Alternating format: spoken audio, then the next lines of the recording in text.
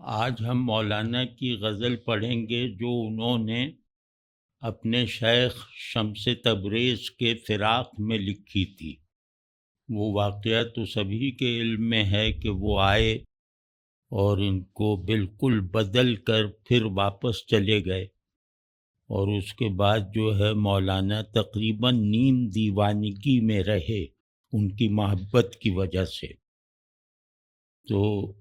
یہ جیسے اس دور کی غزل ہے یا اس دور کی کیفیات پر مبنی غزل ہے، جس میں وہ جیسے مخاطب کر رہے ہیں اپنے شیخ کو کہ آ جائیے آ جائیے، خواجہ بیا خواجہ بیا، خواجہ دیگر بار بیا۔ تو خواجہ مالک کو کہتے ہیں، خواجہ تاجر کو بھی کہتے ہیں، اور یہاں دونوں مفاہیم بیک وقت مراد ہیں کہ اے روحوں کی تجارت کرنے والے،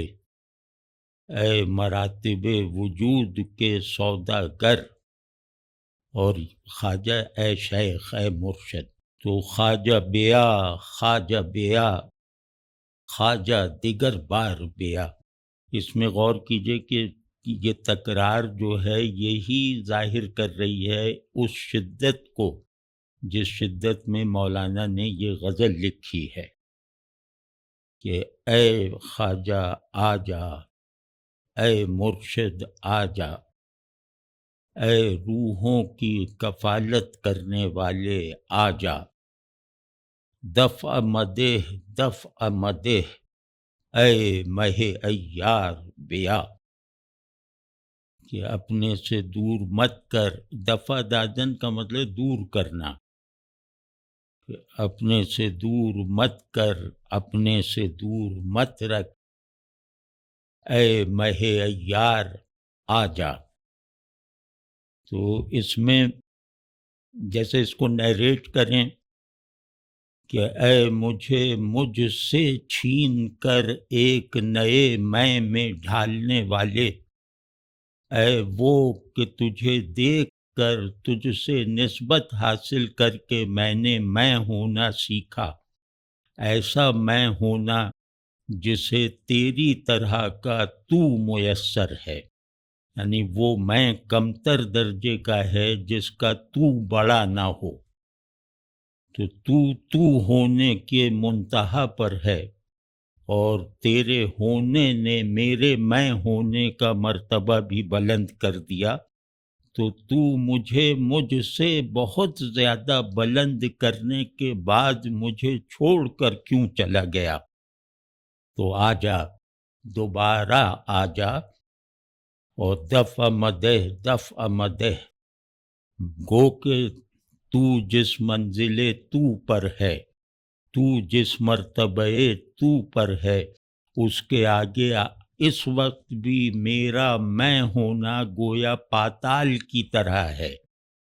یعنی میرا ترقی یافتہ تکمیل یافتہ میں بھی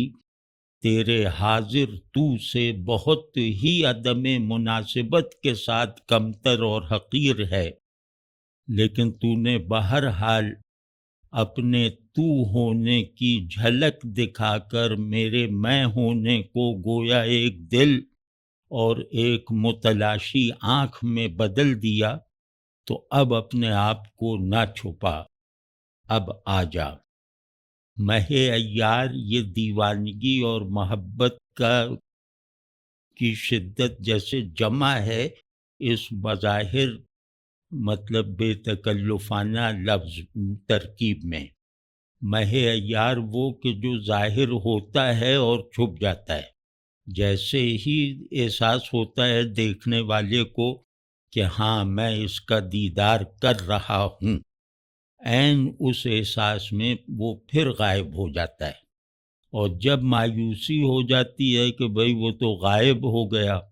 تو اچانک پھر حاضر ہو جاتا ہے، پھر دکھائی دینے لگتا ہے، یعنی آنکھ مچولی کرنے والا چاند۔ تو اس میں چاند کی رعایت بھی بہت دلچسپ ہے کہ چاند یعنی لونیٹک ہو گئے ہے نا مولانا، تو چاند گویا دیوانہ کرنے والا ہے۔ چاند اور دیوانگی کا تعلق مطلب ہماری روایت میں معروف ہے، اور دوسرے یہ کہ یہ چاند جو ہے وہ دکھائی دے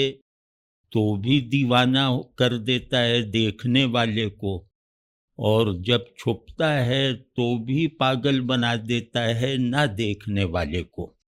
تو جس کا دیکھنا بھی ایک فرینزی ہے، جسے نہ دیکھنا بھی ایک دیوانگی ہے۔ تو اے ایسے محبوب واپس آ جا، تجھے نہ دیکھنے میں دیوانگی جو ہے وہ ڈسٹرکٹیو ہے، اور تجھے دیکھنے میں وہ دیوانگی اور بڑھ جاتی ہے، مگر وہ تعمیری ہے، وہ تخلیقی ہے، وہ مجھے میں سے جدا کر کے تو کے قریب لانے والی دیوانگی ہے۔ تو اگر تو ہی چھپا رہے گا تو تجھ سے تیرے اور میرے درمیان فاصلہ صرف دوری کا رہے گا، قرب کا نہیں بن پائے گا، یعنی میری دیوانگی بھی ناتمام رہ جائے گی۔ عاشق مہجور نگر، عالم پر شور نگر، عاشق مہجور نگر، عالم پر شور نگر، تشنئے مخمور نگر، اے شہ خمار بیا، کہ جدائی کے صدموں میں غرق، جدائی کے درد میں سر سے پاؤں تک مبتلا عاشق پر نگاہ کر، اس پر رحم کھا، اس پر التفات کر۔ اور عالم پر شور نگر، یہاں شور ہے تو فارسی میں وہ اندرونی قوافی کی وجہ سے شور پڑا ہے، کہ اور یہ جو ساری دنیا میں ایک شور مچا ہوا ہے میری دیوانگی کا،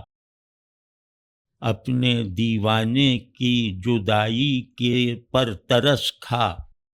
اور اس کی دیوانگی کو مزید نہ بڑھنے دے، کیونکہ یہیں تک اب تک اس دیوانگی نے گویا محشر بپا کر رکھا ہے دنیا میں۔ تو یہ دیوانگی اور بڑھ گئی تو پھر قیامت مکمل ہو جائے گی دنیا پر۔ مجھے اتنی مہجوری نہ دے کہ میری مہجوری جو ہے وہ اس دنیا کو بھی فنا کر دے، اور میری مہجوری میں ایسی شدت نہ پیدا کر کے تجھے مجبوراً دکھائی دینا پڑے، کیونکہ نہ کوئی دیکھنے والا رہ جائے گا نہ کوئی چھپنے والا رہ جائے گا۔ تو اس میں تنتنا بھی دیکھیے، تو اس پر رحم کھا، اس پر التفات کی نظر کر، اور دنیا پر ترس کھا۔ یہ دنیا ایک زلزلے کی لپیٹ میں ہے تیرے عاشق کی دیوانگی کی وجہ سے۔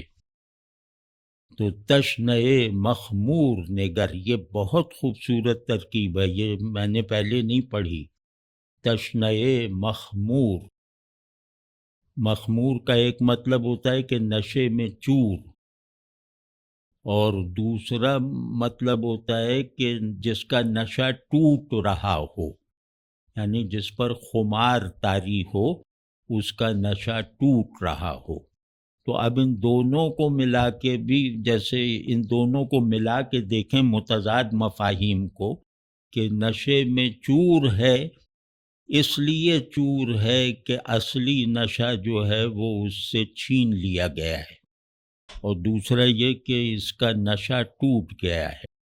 یعنی تو نے اس میں جو سرور پیدا کیا تھا،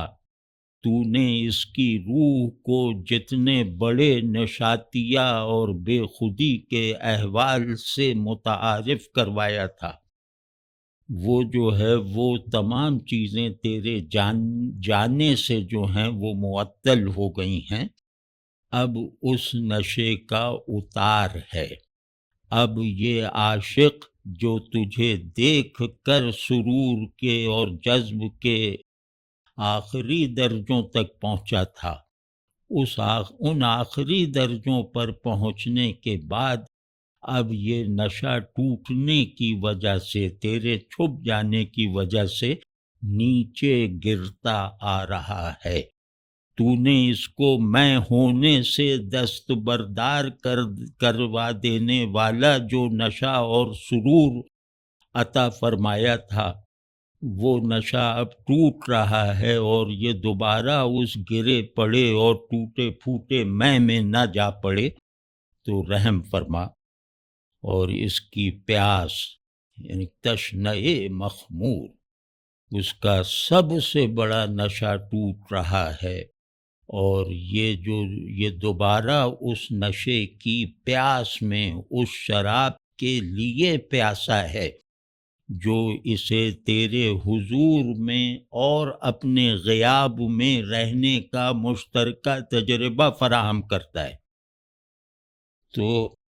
اے شہ خمار بیا، کہ اے شراب حقیقی بانٹنے والوں کے بادشاہ، اے اس سلطنت کے حاکم جہاں حب الہی سے مسرور اور سرمست اور سرشار رکھنے والی شراب ملتی ہے، تو اس مملکت کا بادشاہ ہے۔ تو اے مطلب ایک ڈیوائن سرور اور سرمستی اور جذب پیدا کرنے والی روایت کے امام، واپس آ جا تاکہ میرا نشہ اتنا نہ ٹوٹ جائے کہ تو بھی جیسے میں تیرے بھی لائق نہ رہ جاؤں، میں اپنے جو تو مجھے بنا گیا ہے اس سے گر کے کہیں ایسا نہ ہو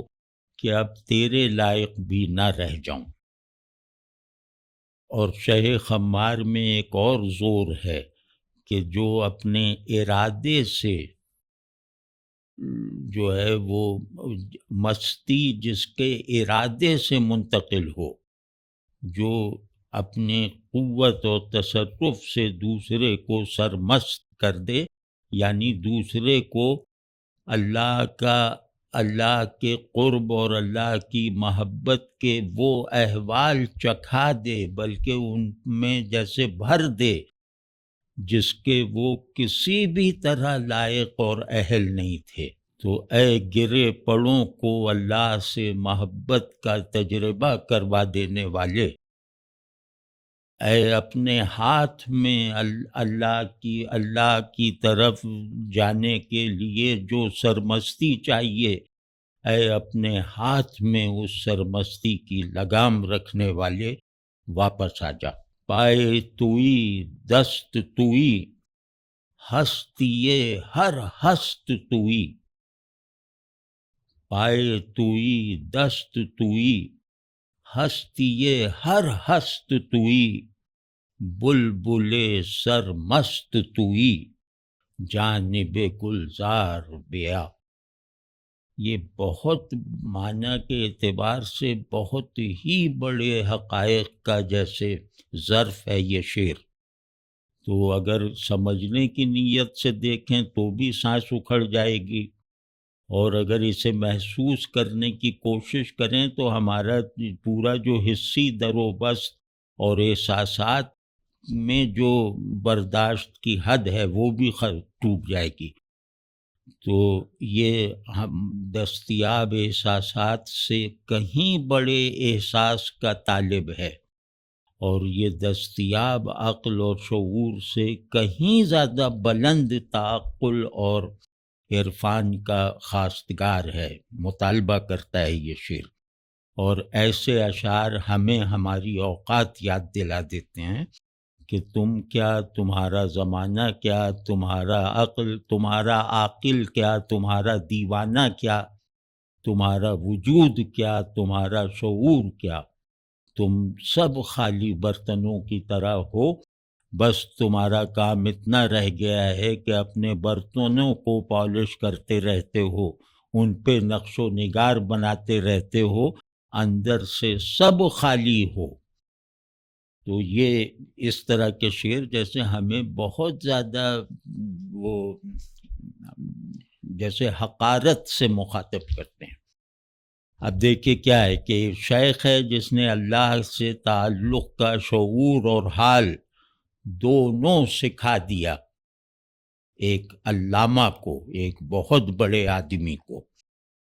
تو اب وہ شیخ چلا گیا ہے، ان کا دوران تربیت پورا نہیں ہوا،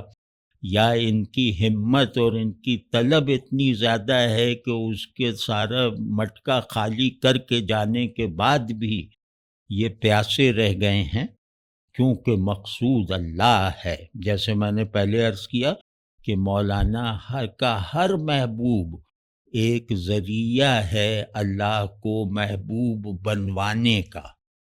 تو شمس تبریز کی جو یہ مدح کرتے ہیں تو اس میں سارا زور اس بات سے پیدا ہوتا ہے کہ مجھے تو ایک ہی موصل ملا اور وہ بھی بچھڑ گیا۔ موصل کا مطلب ہے اللہ سے ملانے والا۔ تو اب آپ یہ ذرا دیکھیں کہ اس شمس تبریز سے رومی کو اس طرح کی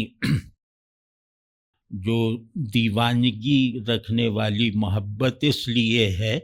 کہ شمس تبریز نے ان کے اندر ایک جذبہ حب الہی بیدار کر دیا تھا،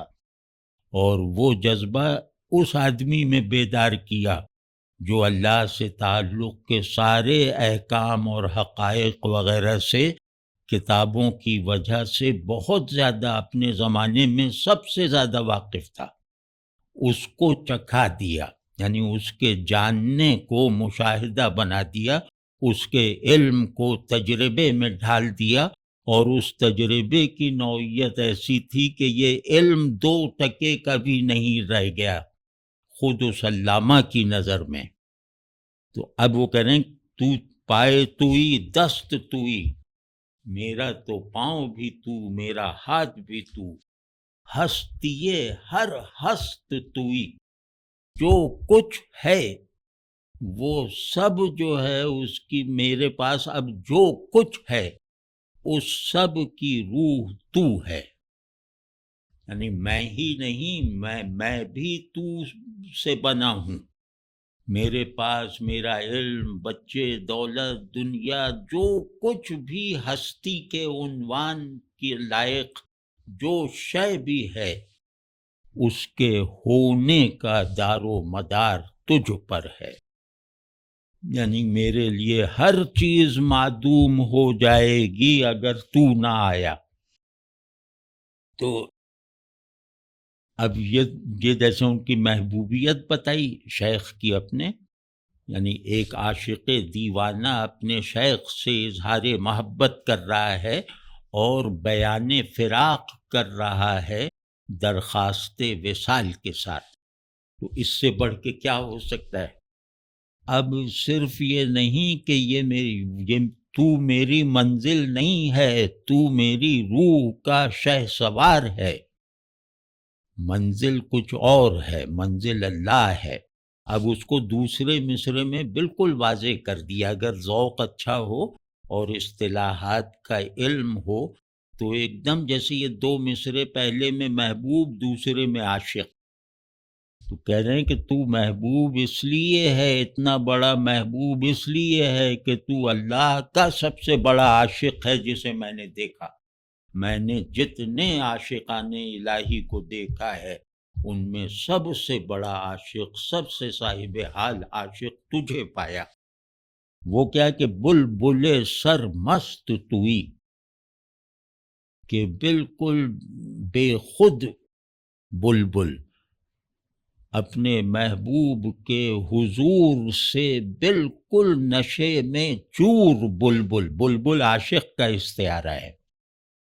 کہ بلبل کے 2 کام ہے، فغاں، یعنی کہ گل سامنے ہے لیکن اسے حاصل نہیں ہے،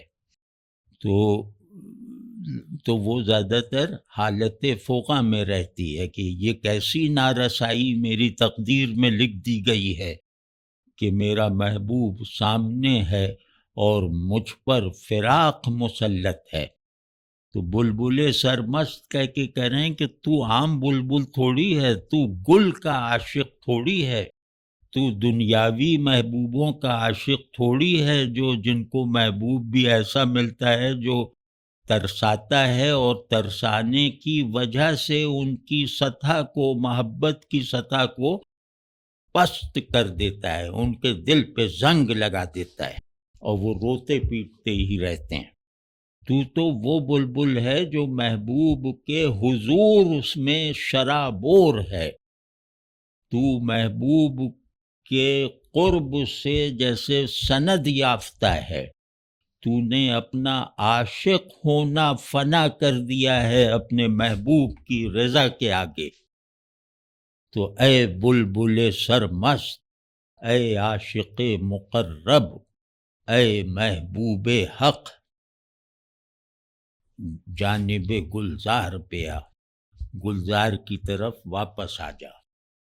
تیرے جانے سے گلزار پر جعلی حسن نے قبضہ کر لیا ہے، تو چلا گیا ہے تو پھول جمال حقیقی کے مظاہر نہیں رہ گئے، اب پھول بھی عام سے ہیں اور بلبلیں بھی بالکل پست درجے کی محبت سے پر جیسے قانے ہیں۔ تو اگر تجھے میری نہ سن، لیکن جمال پر جو غیر حقیقی پن، جو پروفینٹی غالب آ گئی ہے، اسی پر اپنی ذمہ داری کا احساس کر کے آ جا، تاکہ پھر سب میرا باطن اور میرے تمام دنیا جو ہے وہ جمال حقیقی کی بہار سے گویا شاداب، سیراب اور رنگین ہو جائے، ہر پھول حق کے جمال کی ایک نئی شان کا مظہر بنے، اور مجھے اللہ کا محب ہونا تعلیم کرے، اللہ سے محبت کے احوال میں ترقی یافتہ حالت میں مصروف اور مشغول رکھتے ہوئے، کہ تجھے دیکھنا اللہ پر عاشق ہونا سکھا دیتا ہے۔ تو رحم کر، لوگوں کو اللہ کا عاشق بننے سے محروم نہ رکھ، آ جا تاکہ لوگ دیکھ لیں تجھے دیکھ کر کہ اللہ پر نثار ہونے والا شکر گزار، بے خود، سرمست اور سرشار عاشق کیسا ہوتا ہے۔ اور یہ عاشق ہی ہے جو دنیا کو، جس کے عشق کی کشش دنیا کی ہر شے کو جمال حق کا آئینہ بنا دیتی ہے۔ اس کا عشق اتنا شدید اور خالص ہے کہ اللہ اپنے ظہور کی اسکیم جو ہے وہ اس کے لیے جیسے جاری کر دیتا ہے، اس کو بڑھا دیتا ہے، اپنے ظہور میں شدت پیدا کر دیتا ہے اس کے جذب عشق کی بدولت۔ تو ہمیں نہ محروم رکھ، تو ہوگا تو سب ہوگا تو ہم بھی تھوڑا بہت دیکھ لیں گے۔ گوشتوئی دیدتوئی وز ہمہ بگزیدتوئی، اس کا لحن اور ردم دیکھیے، گوشتوئی دیدتوئی وز ہمہ بگزیدتوئی، یوسف دزدیدتوئی بر سر بازار پیا۔ اب اس میں بالکل ہر چیز کا خاتمہ کر دیا نا، کہ لوگ یہ نہ سمجھیں کہ کوئی بت پرستی ہو رہی ہے، جیسے مطلب اناڑی صوفیوں میں عام ہے۔ تو بالکل نہیں، بالکل اس ایک آدمی سے درخواست ہے، اور وہ آدمی کیونکہ انسان حق کا کائنات میں سب سے بڑا مظہر ہے، تو میں نے جتنے انسانوں کو دیکھا ہے ان انسانوں میں اے شمس تبریز تو سب سے نرالی شان رکھتا ہے، تجھ سے ہم نے زیادہ شانیں دیکھی ہیں اللہ کی۔ تو گوشت ہوئی، ہم نے تیری آواز میں حق کی آواز سنی، تو کان ہے حق کی آواز کے لیے، تو دیدہ ہے اللہ کے شہود و غیب کا حق ادا کرنے کے لیے، اور تو سب سے زیادہ منتخب اور چنا ہوا بندہ ہے۔ تو تجھے چن لیا ہے محبوب نے اپنے مثالی عشق کا نمونہ بنانے کے لیے۔ یوسف دزدیدہ توئی، وہ تو تیرا اپنے محبوب کے ساتھ معاملہ ہے، ہم تو تجھے محبوب بنائے بغیر اللہ کی محبت کا کوئی تصور وہ نہیں کر سکتے، تیاری نہیں کر سکتے۔ ان آداب کا شعور ہمیں حاصل نہیں ہو سکتا اگر تو ہمارا معلم اور مربی نہ بنے۔ تو ہم اب تو یوسف دزدیدہ، تو چرایا ہوا یوسف ہے جسے چرا لیا گیا، جو قافلے والے بیچنے کے لیے لے گئے، تو ہمارا تو سب کچھ لے گئے وہ،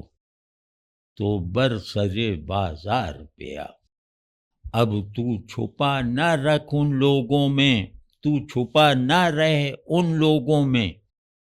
جو تجھے بھی جن سے بازار بنانا چاہتے ہیں، جو پیری مریدی کی روایت میں تجھے بھی دھانس دینا چاہتے ہیں، جو دنیا کے حصول کو مقصود بنا کر اللہ سے محبت کا ڈرامہ کرتے ہیں، تو ایسے لوگوں میں چھپا نہ رہے، انہوں نے تجھے ہم سے چرا رکھا ہے، تو ان کے اب ان لوگوں کو چھوڑ جن میں تو رہ رہا ہے۔ اب برسر بازار بیا، اپنے عاشق الہی، مجذوب الہی اور معلم عشق ہونے کو ساری دنیا پر ظاہر کر دے، کہ بازار میں آ جا تاکہ ہم اپنی قیمت دے کر تجھے خرید لیں، تو ہم ساری دنیا دے کے تجھے خرید لیں، کیونکہ بازار میں تو جو آتے ہیں خریدار وہ بھی طالب دنیا ہی ہوتے ہیں نا، تو وہ ایک حد سے زیادہ قیمت نہیں، ظاہر ہے دنیا کے لیے ساری دنیا تو نہیں دی جا سکتی نا، تو ہم جب جائیں گے تیرے خریدار بن کر، تو اب اپنے آپ کو دے کر ساری دنیا کو دے کر تجھے مول لے لیں گے۔ تو برسر بازار بیا، اے ز نظر گشت نہاں، اے ہمارا جان و جہاں، اے ز نظر، یوسف دزدیدہ آگے چل رہا ہے نا، چھپا ہوا یوسف، اے ز نظر گشت نہاں، اے ہمارا جان و جہاں، بار دیگر رقص کنا، بے دل و دستار بیا، کہ اے وہ جو آنکھوں سے اوجھل ہے، اے سب لوگوں کے لیے جان اور جہان کی حیثیت رکھنے والے، انفس میں تو، ہمارے انفس میں تو جان ہے، ہمارے آفاق میں تو ہی سارا آفاق، تو ہی سارا انفس ہے ہمارا، تو ہی سارا آفاق ہے جہاں۔ تو اے مطلب اسی پر ترس کھا لے کہ ہم کتنے خالی ہو گئے ہیں، ہم کتنے محروم اور بے معنی ہو کے رہ گئے ہیں، تو بار دیگر رقص کنا، بے دل و دستار بیا۔ یہاں آپ دیکھ رہے ہیں کہ پہلے مصرے میں یہ ایسے ایسے اوصاف بتاتے ہیں جس سے غلط فہمی ہو سکتی ہے کہ یہ بہت جیسے الوہی اوصاف بیان ہو رہے ہیں، دوسرے مصرے میں فوراً اس غلط فہمی کا ازالہ کر دیتے ہیں کہ ایک بار پھر جیسے پہلے تو آیا تھا رقص کرتا ہوا، عاشق مجنون بنا ہوا بے دل، اور دیوانگی خود پر طاری کیے ہوئے، یعنی امامہ اور قبا کے بغیر، ننگے سر، دل کو اپنے سے باہر کر دینے والا، اور جس کو دل دیا ہے اس کو اپنے اندر بھر لینے والا، تو ایک مرتبہ اسی شان سے پھر آ جا، کہ اگر کوئی تجھے کہے کہ یہ عاشق ہے تو تیرے سینے میں دل کا نہ ہونا یہ بتا دے کہ عاشق کہتے کسے ہیں، اور تیرے سر پر دستار کا نہ ہونا یہ دکھا دے کہ محبت میں فنا کا مرتبہ کیا ہے، محبوب پر نثار کس طرح ہوا جاتا ہے۔ تو بار دیگر رقص کنا، بے دل و دستار بیا، روشنی روز توئی، شادی غم سوز توئی، روشنی روز توئی، شادی غم سوز توئی، ماہ شب افروز توئی، ابر شکر بار بیا۔ کیسا بہاؤ ہے، جیسے لگتا ہے کہ مد و جزر چل رہا ہے ایک ایسے سمندر میں جو کائنات سے بڑا ہے، جو اس میں سما نہیں سکتا، کہ دن کی روشنی تو ہے، وہ خوشی جو غموں کو جلا کر فنا کر دیتی ہے، راکھ کر دیتی ہے، وہ خوشی تو ہے۔ یعنی کہ جو آنکھوں کو دیکھنے کے لائق بناتی ہے وہ روشنی تو ہے، اور جو دل کی کلفت اور دل کی پژمردگی کو جو ہے وہ بہار میں بدل دیتی ہے، وہ خوشی تو ہے۔ جو دل کو کھلا دیتی ہے وہ خوشی تو ہے، جو آنکھوں کو دکھا دیتی ہے وہ روشنی تو ہے۔ تو دل پا لیتا ہے جو چاہتا ہے، آنکھیں بھی دیکھ لیتی ہیں جو چاہتی ہیں، تو وہ ہے۔ تو ماہ شب افروز توئی، اندھیروں کو روشن کرنے والا تو ہے۔ وہ اندھیرا، تو ایسا چاند ہے جس کی روشنی سے باطن کا اندھیرا بھی مٹ جاتا ہے اور خارج کی ظلمتیں بھی بھاگ جاتی ہیں۔ ابر شکر بار بیا، ابر شکر بار کا جواب نہیں ہے، کہ اس میں خلاصہ کیا ہے کہ بس تو اللہ کے لیے دل کی لگن کو امید اور تیقن کے ساتھ اتنا بڑھا دیتا ہے کہ وہ دل اندھیروں کو روشن کر سکتا ہے، وہ غموں کو جلا کے راکھ کر دیتا ہے، اور وہ رات کو جو ہے وہ رات کے اندھیروں کو گویا روشنی کا غلاف پہنا دیتا ہے۔ تو اس کی آخری صفت ہے کہ یہ ابر شکر بار ہے۔ ابر شکر بار یعنی ایک تو ابر کا آسمانی کردار ہونا، یہ ذہن میں رہے، اور ابر جو ہے وہ جو نمو ہے وہ ابر کی وجہ سے، جیسے ہم زمین ہیں تو بادل برسے گا تو ہمارے اندر کے جو امکانات ہیں روحانی وہ باہر آئیں گے۔ تو ایسا بادل ہے جو سادہ پانی نہیں برساتا جس سے یہ دنیا میں کام آنے والے پھل پھول اگتے ہیں، تو ابر شکر بار ہے، یعنی تو اس زمین کے حلق میں جو ہجر کی تلخی گھلی ہوئی ہے، جو فراق کا جبر اس کی گردن کو گھونٹے ہوئے ہے، تو اس کڑواہٹ کو دور کر دیتا ہے۔ تو کائنات میں فراق کے نتیجے میں، یعنی غفلت کی وجہ سے طاری فراق کے نتیجے میں جو کڑواہٹ سرایت کیے ہوئے ہے،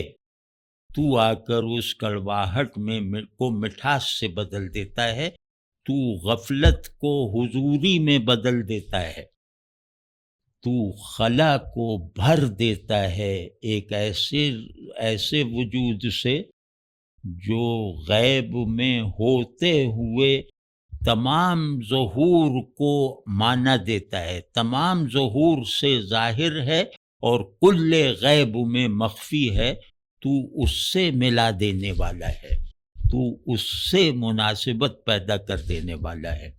تو اللہ کا وہ بندہ ہے جو اللہ کے قرب کو محال سمجھنے سے بچا لیتا ہے۔ تو اللہ کا وہ بندہ ہے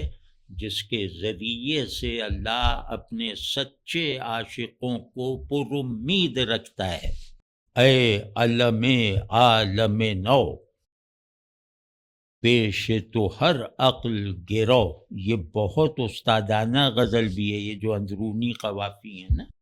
یہ بتاتے ہیں کہ مولانا شاعر کتنے بڑے ہیں۔ اے علم عالم نو، پیش تو ہر عقل گرو، گاہ میا گاہ مرو،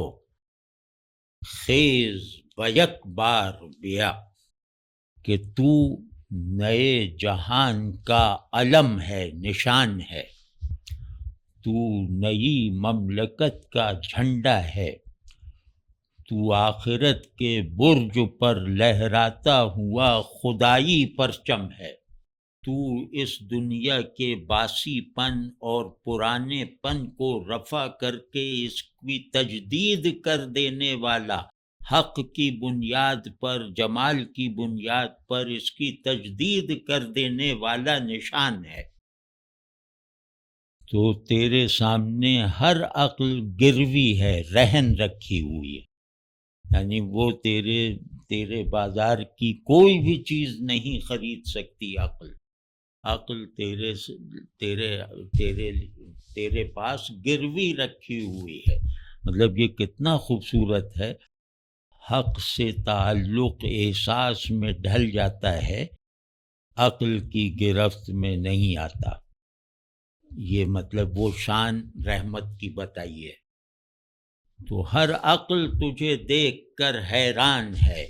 ہر عقل تجھے دیکھ کر طوق غلامی پہننے پر راضی ہے۔ تو گاہ تو تیری کیا شان ہے اے اللہ کی انفسی اور آفاقی نشانی، گاہ میا گاہ مرو، یہ نہ کر کے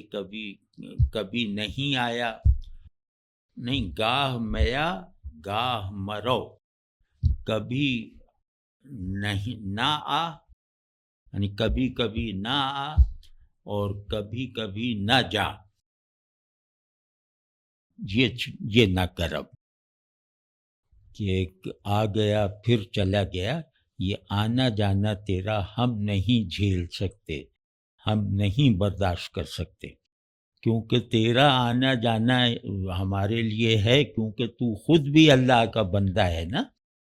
یہ نہیں کہا جا سکتا کہ تیرا جانا بھی تیرا آنا ہے،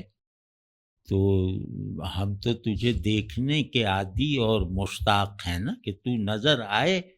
تو ہم گویا اللہ کے غیاب میں حضور کی جھلک دیکھ لیتے ہیں۔ تو یہ نہ کر، بس اٹھ جہاں بھی ہے اے شمس تبریز،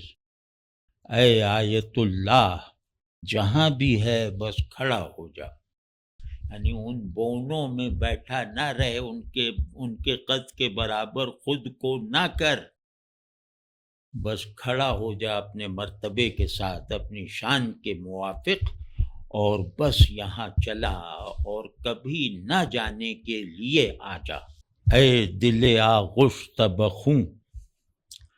چند بود شور و جنوں، اے دل آغوش بخوں، اب یہی سب دیکھ رہے ہیں، یہ سب عاشق کی علامتیں ہیں جو یہ اپنے محبوب میں دکھا رہے ہیں۔ اے دل آغوش بخوں، چند بود شور و جنوں، پختہ شد انگور کنوں، قورم افشار بیا، کہ اے اللہ کی محبت سے لہو لہان دل، تو وہ دل ہے جو خون میں، اپنے ہی خون میں ڈوبا ہوا ہے، اللہ سے تعلق میں مجاہدے کر کر کے، جس نے ہر سختی برداشت کی مگر اپنا محبوب نہ بدلا۔ اور چند بود شور و جنوں، یہ جو بیتابی کا شور ہے، یہ دیوانگی ہے، یہ لوگ بالکل بے آسرا پن کے ساتھ دیوانوں کی طرح ادھر ادھر شور مچاتے دوڑ رہے ہیں، مطلب ان کو دیوانگی حاصل ہے، دیوانہ کرنے والا ان سے غائب ہے۔ تو یہ کب تک رہے گا، کب تک یہ بیچارے ہم لوگ، ہماری ایک حد ہے، ہم کب تک برداشت کر پائیں گے تیرے فراق کا بوجھ، ہم کب تک برداشت کر پائیں گے؟ تو پختہ شد انگور کنو کہ انگور پک گیا ہے اب، غور میں افشار بیا کچے انگور مت نچوڑ، اب انگور پک گیا ہے، اب آ جا اور کچے انگوروں کو نچوڑنے کا کام اب چھوڑ کے جنہیں تیری وجہ سے پختگی حاصل ہوئی ہے ان کو نچوڑ کے تاکہ وہ فنا فی اللہ ہونے کے حال سے گزر سکیں، تاکہ وہ اپنے تعین سے نکلنے کے سرور کو پا سکیں۔ یہ کچے انگور ہیں، ان کو نچوڑتا بھی رہے کوئی تو ان سے نشہ تو نہیں، ان سے شراب نہیں بن سکتی۔ تو جن انگوروں سے شراب نہیں بن سکتی ان میں نہ رہے، جو انگور تیرے ہی توجہ اور زراعت سے پختہ ہو گئے ہیں ان کی طرف لوٹا اور ان کو ان کے کمال اور مقصود تک پہنچا دے، یعنی انہیں شراب بنا دے۔ اے شب آشفت برو، اب یہ جیسے اپنی طرف پلٹ رہے ہیں اور آخر میں جیسے شمس کو بلا رہے ہیں، لیکن اب اپنے وہ بتا رہے ہیں کہ اے شب آشفت برو وے غم نا گفت برو، اے شب آشفت برو وے غم نا گفت برو، اے خرد خفتہ برو دولت بیدار بیا۔ تو اب ایک عاشق ہے، ایک طالب ہے، اب وہ اپنے ارد گرد کو جیسے آڈٹ کر رہا ہے کہ چلو یہ ذرا سا ماحول جتنا میں بدل سکتا ہوں بدل دوں، تاکہ ہو سکتا ہے اس ماحول کی وجہ سے وہ نہ آ رہے ہوں تو میں اس کو ان کے لیے جیسے لائق توجہ بنا دوں۔ تو وہ کیا کرنا ہے مجھے کہ اے شب آشفت برو، اے یہاں مجھ پر چھائی ہوئی پریشاں حال بکھری ہوئی رات، اندھیروں کے ٹکڑوں کو سی کر بنی ہوئی سیاہ چادر جیسی رات، تو دفع ہو جا، یعنی بے مقصد رات، وہ رات جو اندھیروں کے ٹکڑوں کا مجموعہ ہے، اس میں ماہ حقیقی کے چمکنے کے کوئی آثار دکھائی نہیں دے رہے، یعنی وہ رات جو اللہ کی خلوت کی اللہ سے خلوت نہ پیدا کرے، اے رات جو خود مجھے ادھر ادھر الجھائے رکھے، اللہ کی طرف یکسوئی کو ختم کیے رکھے، اے ایسی رات تو دفع ہو جا، وے غم ناگفتہ برو۔ غم ناگفتہ بھی بہت فریش ترکیب ہے کہ اے ان کہی مصیبت تو بھی چلی جا، اے ایسا غم جسے بیان نہ کیا جا سکے وہ غم بھی زنگ ہے۔ تو اے غم اے غم ناگفتہ، یعنی ناقابل بیان غم یا چھپا ہوا غم یا اظہار نہ پا سکنے والا غم،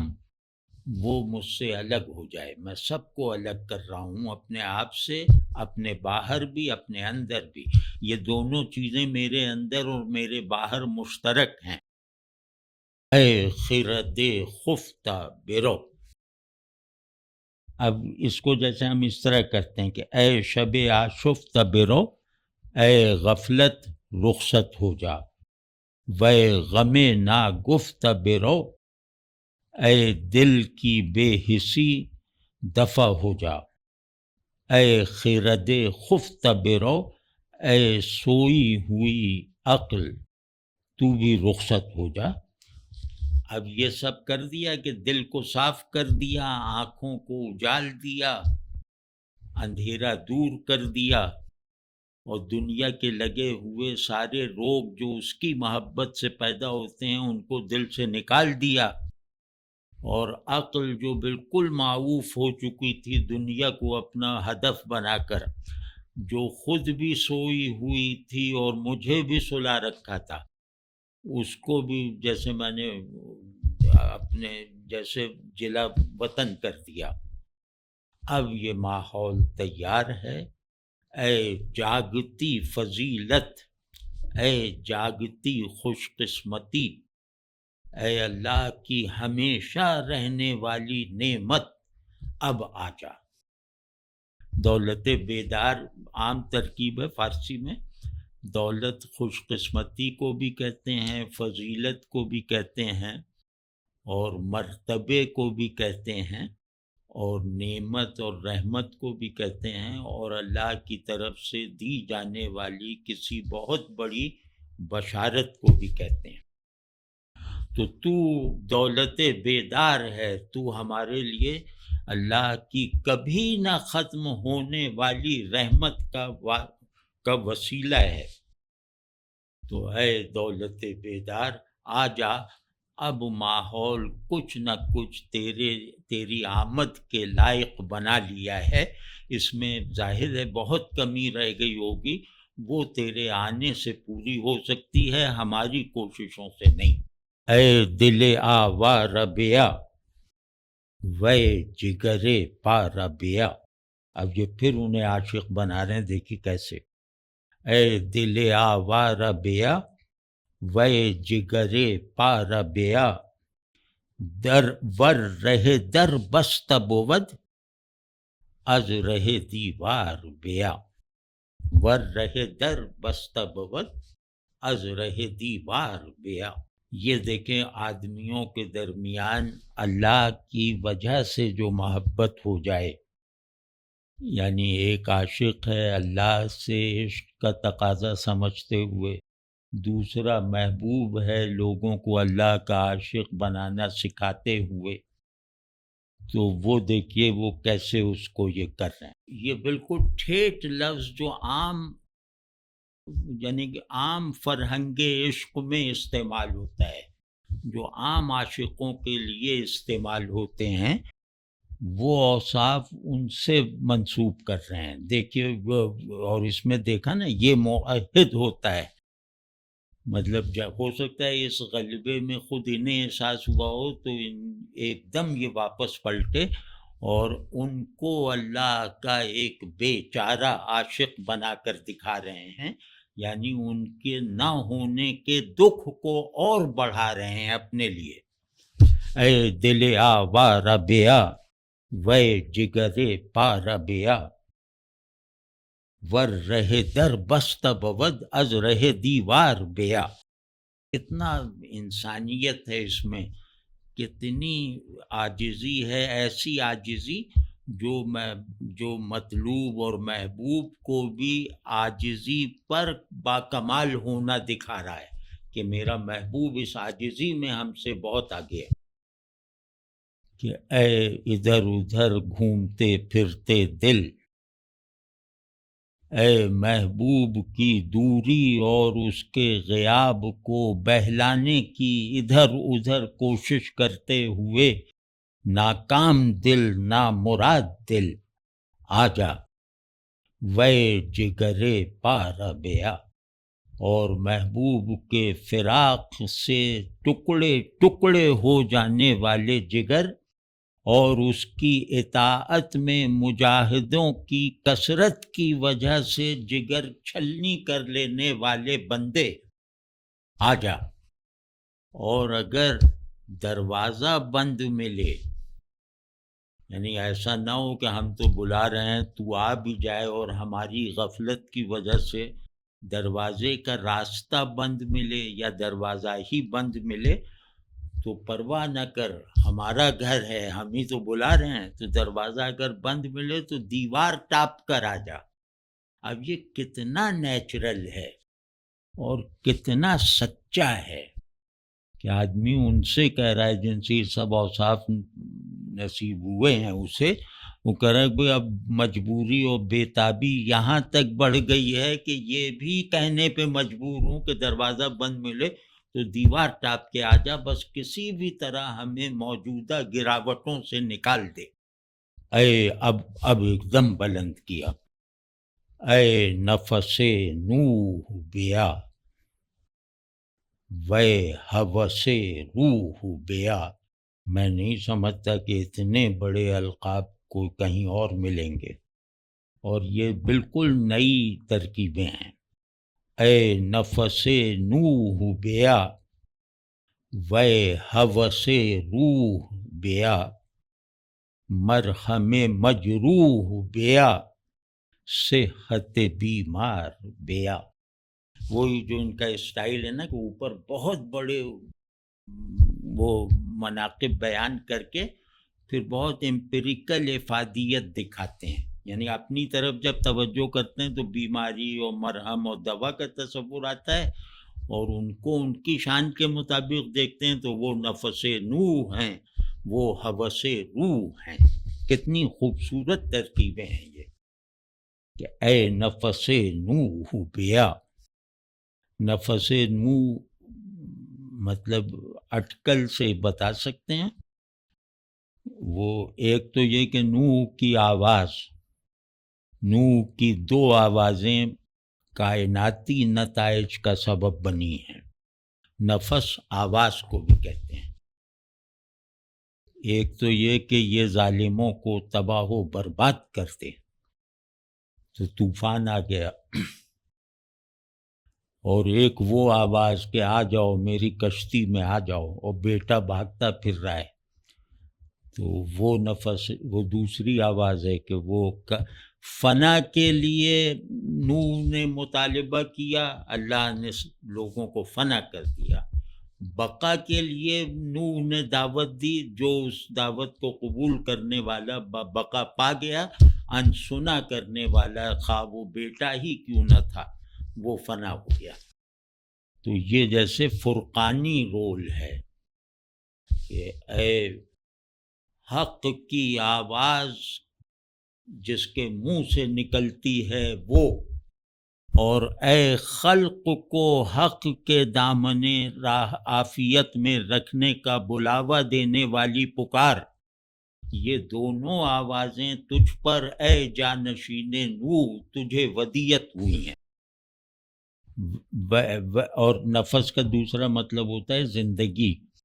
تو وہ نوح علیہ السلام کی لمبی عمر سے بھی عبارت ہے، لیکن یہاں غالباً یہ نہیں ہے۔ تو نوح نے جسے چاہا مروا دیا اللہ سے،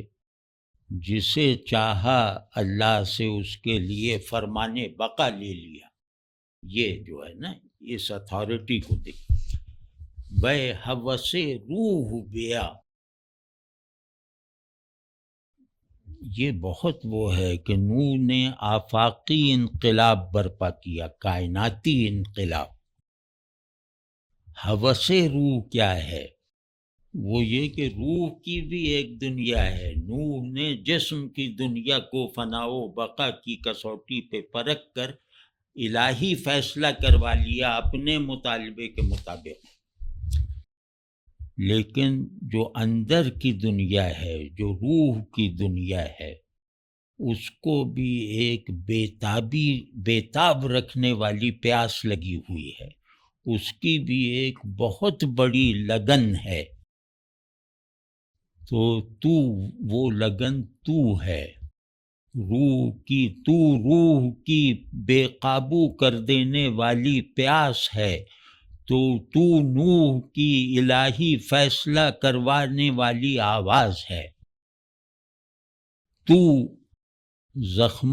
زخمی کے لیے مرہم ہے، تو بیمار کے لیے صحت ہے۔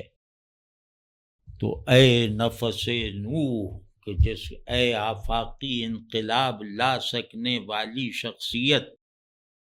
اے روحانی نظام کو، روحانی پیاس کو بجھا دینے والی اللہ کی نشانی، اے زخم زدہ لوگوں کے مرہم، اے دکھ میں مبتلا لوگوں کو خوش کرنے والے، اے مایوسوں کو امید دلانے والے، اور اے وہ لوگ جو بیمار ہیں اندر سے باہر سے، ان کی یقینی صحت اب واپس آ جا۔ لوگ بیمار ہیں، لوگ زخمی ہیں، ظالم مسلط ہیں، باطن پیاسے ہیں، اب آ جا۔ اے مہ افروختہ روح، آب رواں در دل جو، اے مہ افروختہ روح، آب رواں در دل جو، شادی عشاق جو، کوری اغیار بیا۔ یہ کامل آدمی کی پہچان ہوتی ہے کہ وہ چھوٹی چھوٹی چیزوں کو بڑائی کی تعمیر میں صرف کر دیتا ہے۔ چھوٹی چھوٹی چیزوں جو ٹوٹی ہوئی اینٹوں سے بھی مینار بنا کے دکھا دیتا ہے۔ تو اب دیکھیے کہ اے مہ افروختہ روح، اے اپنے چہرے کو بالکل روشن اور آتشیں کر لینے والے چاند، تو نہر کے قلب میں بہتا ہوا پانی ہے۔ یہ ذرا دیکھیے گا، آسمان پہ تو چاند ہے اور زمین میں تو جو زرخیزی کا، شادابی کا، زندگی کا استعارہ ہے، یعنی نہر، اس نہر کے قلب میں چلنے والا آب رواں ہے۔ یعنی وہ نہر جس پانی کی بدولت رواں ہے، وہ پانی تو ہے۔ تو دونوں زمین آسمان ہو گئے نا، کہ اے آسمان کو اندھیرے سے بچانے والے، اے زمین کو قحط سے نکالے رکھنے والے، شادی عشاق جو، عاشقوں کی خوشی بھی مد نظر رکھ، عاشقوں کی خوشی بھی تلاش کر، عاشقوں کو خوشی دینے کا بھی ارادہ کر۔ کوری اغیار بیا، تو اغیار کو اندھا کرنے، تو اغیار کی نابینائی ہے، عاشقوں کو خوشی کا سوتا ہے۔ تو یہ بڑا عجیب سا ہے نا کہ عاشقوں کو تو نہال کرتا ہے، عاشقوں کو تو روشن رکھتا ہے، اور غیروں کو، جو دنیا طلب، دنیا پرست، حق سے منحرف، سرکش، غافل، ان سب کے لیے تو ان کی بینائی سلب کر لیتا ہے۔ تو ان کا اندھا پن ہے اور اپنوں کے لیے خوشی ہے، غیروں کے لیے مطلق مایوسی ہے، اور اپنوں کے لیے مایوسیوں کے بھنور میں بھی گویا امید کا یقین ہے۔ بس آخری شعر ہے، بس بود اے ناطق جاں، چند ازیں گفت زباں، بس بود اے ناطق جاں، چند ازیں گفت زباں، چند زنی طبل بیاں، بے دم و گفتار بیا۔ اس میں یہ جو ناطق جاں ہے نا، اس کا بھی مطلب آنا چاہیے کہ بہت ہو گیا اے، بہت ہو گیا اے روح کی زبان، بہت ہو گیا اے باطن کا سکوت توڑنے والے، اے باطنی سناٹے کو ختم کرنے والی ایک غیبی آواز، چند ازیں گفت زباں۔ دوسرا ناطق جاں کا ہے کہ جس کی روح بولتی ہے، جس کی خاموشی بولتی ہے، اسے زبان کی ضرورت نہیں ہے کلمات کے لیے۔ تو تیری تو خاموشی بولتی ہے، تو روح سے کلام کرتا ہے، تو چند ازیں گفت زباں، تو یہ زبان سے کچھ کہہ دینا اور کچھ سنا دینا، یہ کب تک، یہ اس کی کیا اہمیت اور حیثیت ہے؟ یعنی کب تک تو زبان سے پکارتا رہے گا اس کو، جب کہ تیری روح کلام کرتی ہے؟ تو اب زبان کو روک، روح کو درخواست کرنے دے، بولنے دے، اور چند زنی طبل بیاں، کب تک تو یہ لفظوں کا طبل پیٹتا رہے گا اس شہباز آسمانی کو بلانے کے لیے؟ تو یہ لفظوں کی آوازیں وہاں تک تھوڑی پہنچتی ہیں، وہ کوئی عام عقاب اور شاہین تھوڑی ہے کہ جو طبل بجانے پہ آ جائے گا۔ تو یہ جو لفظوں کا شور جو ہے وہ پیدا کر کے اسے بلانا، یہ کب تک کرتا رہے گا؟ بے دمو گفتار بیا، کہ ہم سانس روک لیتے ہیں، ہم خاموش ہو جاتے ہیں، اب آ جا۔ کتنا زبردست ایک اینڈ کیا ہے اس کا، کہ ہمارے بولنے سے ظاہر ہم نے تو غلطی کر دی، تو ہماری روح کو بولنا سکھا گیا تھا، ہم اسے بھولے ہوئے تھے، بس زبان سے اپنا سب کچھ کہے جا رہے تھے، تو اچانک خیال آ گیا کہ ارے یہ کیا کر رہے ہیں، تو زبان بھی روک لی، خاموش ہو گئے، لفظوں کو بھی نکال دیا ذہن سے۔ اے معنی خالص اب آ، اے خاموشی سکھانے والے، خاموشی کو تکلم بنانا سکھانے والے، اب آ جا۔ اب ہم بالکل سانس روکے، زبان کو موڑے ہوئے خاموشی کے ساتھ تیرے منتظر ہیں۔